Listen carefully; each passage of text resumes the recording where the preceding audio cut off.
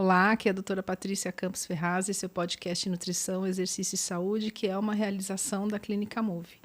Hoje eu tenho aqui o prazer de receber meu colega de muitos anos, Tiago Bozo. Muito obrigada, Tiago. Imagina, obrigado. Eu que agradeço o convite aqui. É um prazer estar aqui com vocês. Aí.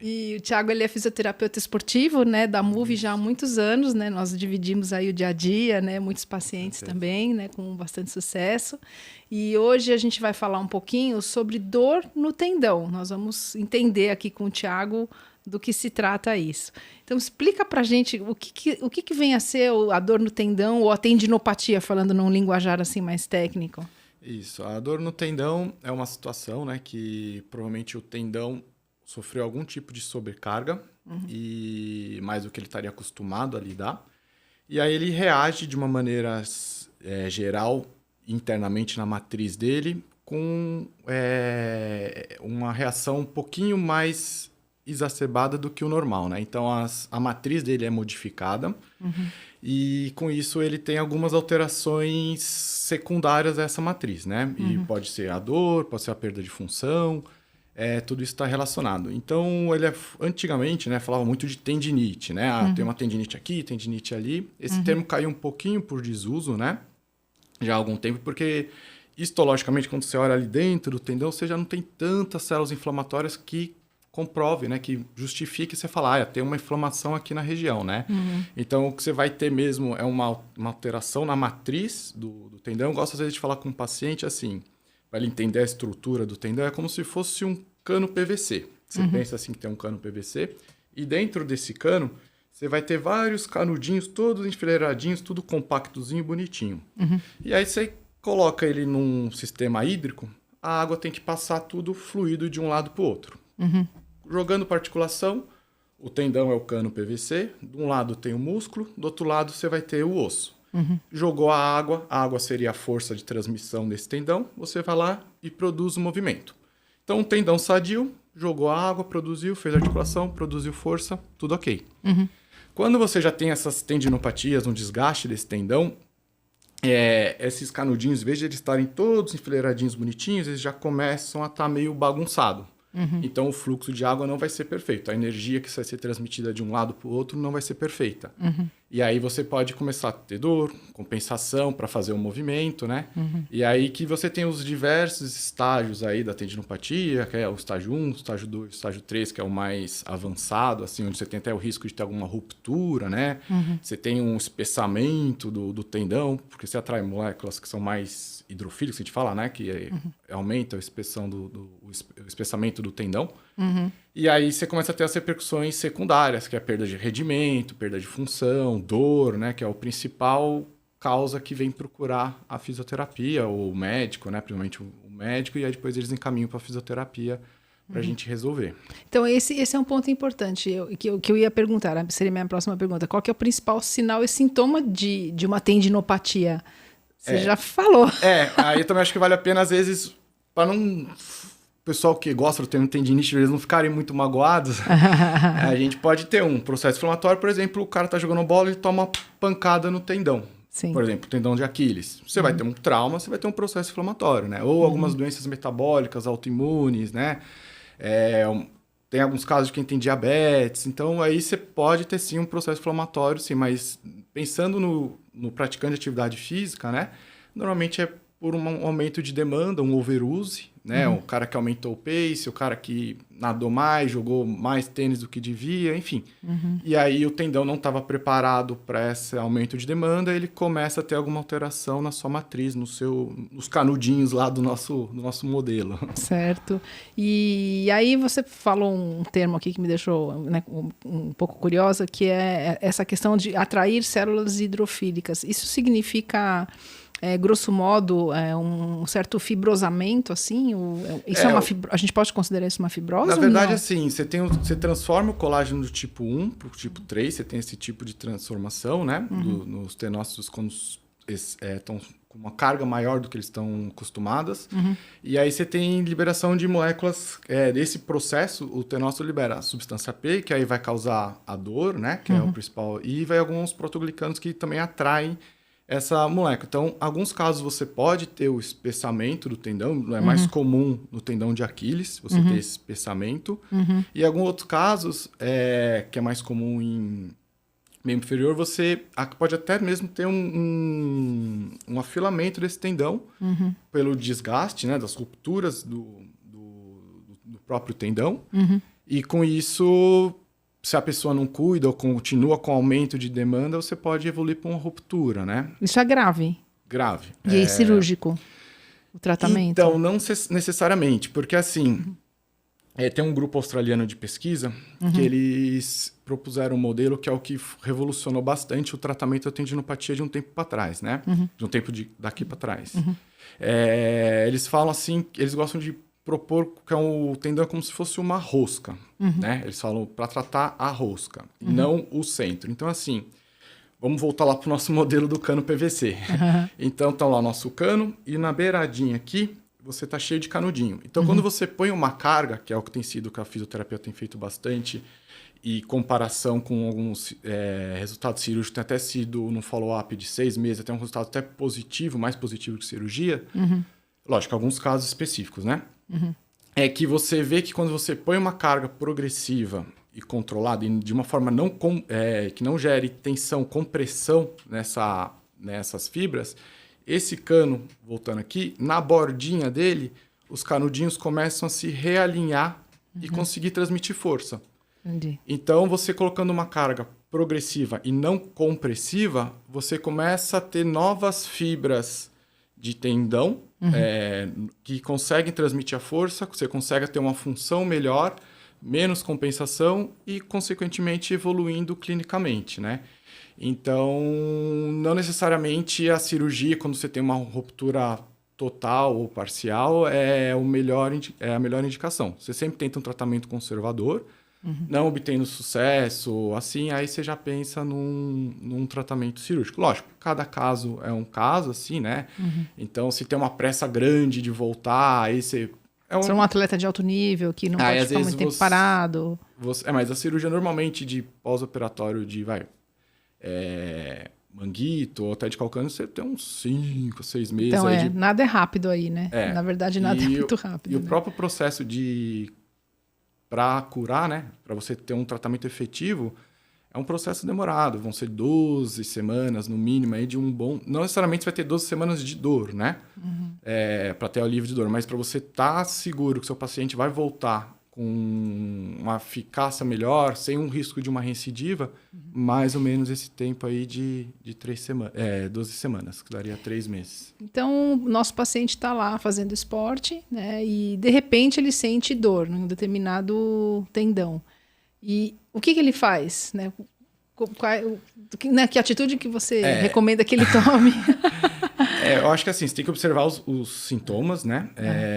Essa dor está recorrente, está todo o treino que você está fazendo, eu descanso, ela ainda continua, porque o tendão ele precisa mais ou menos de 36 horas assim, para descansar, né?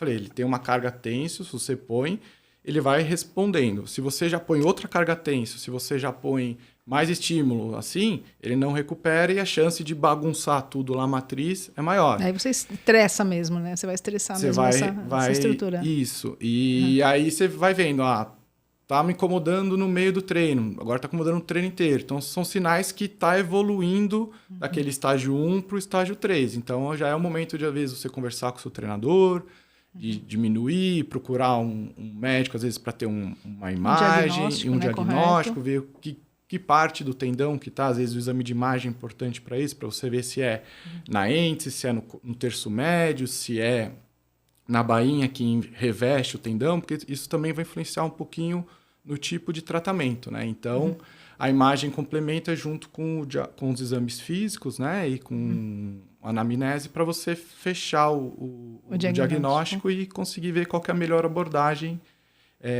para esse paciente, para esse atleta. Entendi.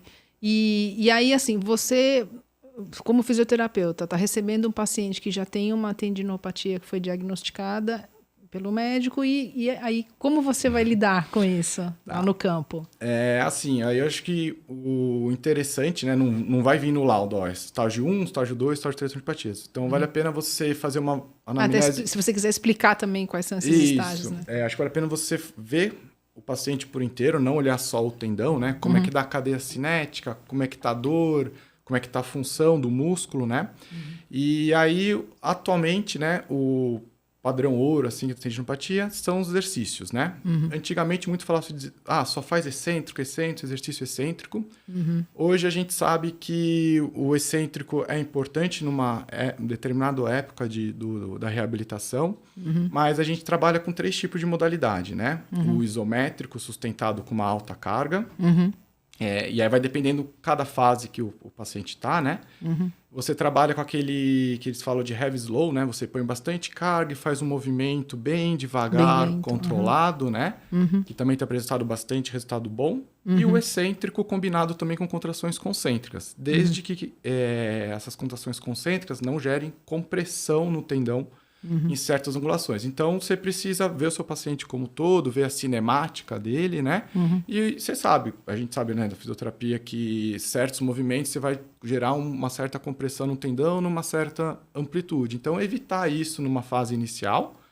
E, à medida que for melhorando a clínica, você vai introduzir, porque o cara vai precisar desse movimento numa certa momento da atividade física dele, né? Então, você vai gradativamente voltando a fortalecendo essas amplitudes mais seguras na medida que os sintomas diminuem também. E um outro parâmetro que a gente tem nessa tendinopatia é que a gente sabe que é um tratamento um pouquinho doloroso, né? Então, alguns grupos, assim, falam assim, vamos fazer exercício naquela escala visual analógica, né? De 0, nenhuma dor, e 10, a pior dor que você pode sentir na vida. É como uma escala de Borg, só que para dor. Vocês usam isso também? Isso. É a mesma escala ou não? Não. 0 seria nenhuma dor, né? Você tá tudo bem. E 10, normalmente a gente costuma falar a pior experiência de dor que ele já teve na vida, né? Entendi. Falar pedra no rim. Tá. Dor de parto. Isso. Para as mulheres. Mães. E aí tem que deixar isso tudo bem claro, né? Porque às vezes a pessoa está sensibilizada, fala 9 para uma coisa tá bem. 10 é 10, né? E aí a gente baseia assim, alguns grupos vão até de 0 a 3 da execução, tem uns que chegam quando é mais atleta, uma coisa assim, que pode chegar até os 5 durante a execução do exercício. E o pós-exercício também não pode passar do 5, do 3, né? Então isso é um parâmetro que a gente tem que ter uma carga boa para esse tendão. Se você tá com 6, 7, você vai diminuir um pouco a carga. Ainda continua, às vezes passa para isometria. Então, você tem alguns parâmetros que a gente consegue ir dosando, né? Diminui a amplitude. Então, você consegue para manter essa carga, mas vai ser um pouco dolorido. A gente tem que deixar isso claro para o paciente, que a dor vai estar envolvida e a dor não é um sinal de piora, que não vai romper. A gente está fazendo de uma maneira controlada, né? Mas ele vai ter que conviver um pouquinho com essa dor durante essa reabilitação. E a tendência é ela ir diminuindo à medida que a gente vai progredindo a carga também. Entendi. Só explica pra gente, para o nosso público entender melhor, o que é concentração isométrica, excêntrica e concêntrica. Isso. A isometria é quando você faz um movimento, mas você mantém o músculo no mesmo comprimento, né? Então, você faz uma força, sustenta, força mais de sustentação. O músculo está parado, sustentando um peso, produzindo força, né? E aí você tem a isometria, que é quando você produz o movimento, né? O concêntrico, que é uma contração que você diminui o comprimento no músculo, é mais comum de fazer, por exemplo, no bíceps. Você está fazendo um movimento concêntrico, ele diminui e produz força. Sim. E o excêntrico normalmente é a volta, né? Você produz força alongando esse músculo. Entendi. E aí você lida com esses 3 tipos de contração você modula isso durante o seu tratamento para conforme recuperar sintoma, o tendão. Isso. E aí baseando naqueles 3 primeiros que eu te falei, né? Aquele heavy slow, a isometria e um combinado de excêntrico com concêntrico, né? Antigamente era só excêntrico, a gente viu que esses tipos de modelo também tem bons resultados e às vezes é mais agradável, porque o excêntrico você põe bastante carga nesse tendão. Então, às vezes fica aquele limiar do 5, já vai para o 7, então a gente não consegue. A pessoa fica feliz.